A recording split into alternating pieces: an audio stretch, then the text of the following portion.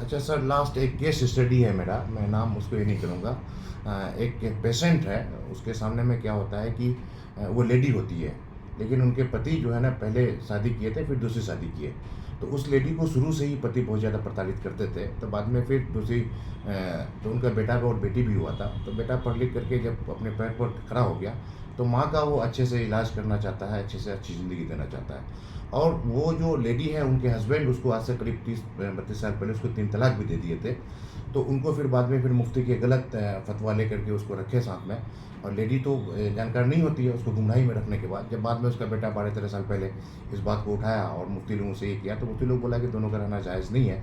तो वो अपना बेटा के पास रह रही है। प्लस कुछ दिन पहले उस लेडी की बहुत तबीयत बिगड़ गई, और उसका बेटा अपनी माँ को अपने पास रखना चाह रहा था दिल्ली में, लेकिन उसके फादर उनको अपने पास रखते थे। और ज़मीन बेच करके जो दूसरी शादी की हैं, उसका बेटा बेटी है, उनको घर बनाने में या उनको पढ़ाई लिखाई में खर्च किए।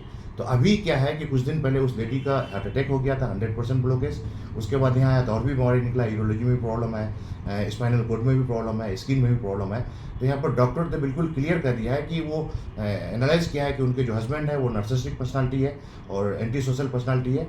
तो इसलिए उसकी माता को क्या कहते हैं, दूर रहने के लिए कहा है। तो अब ये दूर रह रही है, बिल्कुल तौबा तिल्ला करके, शरीयत के हिसाब से भी अलग रह रही है। वो खुद लेडी जा करके हमारे सरिया में, जमात उलमा हिंद में और वहाँ के मुफ्ती से पूछ करके बिल्कुल तौबा तिल्ला करके नेक ज़िंदगी गुजार रही है, और अच्छा अपना सेहत के लिए दवाई खा रही है वक्त पर, और क्या कहते हैं, फिजियोथेरेपी कर रही है और अच्छा कर रही है। लेकिन उसके हस्बैंड उनको वापस ले जाने के लिए बहुत ज़्यादा प्रॉब्लम कर रहे हैं, कुछ लोगों का साथ ले रहे हैं। तो इसमें सर आप नहीं, बिल्कुल लीगली ऐसा नहीं कर सकते वो, ना धर्म के हिसाब से ना कानून के हिसाब से।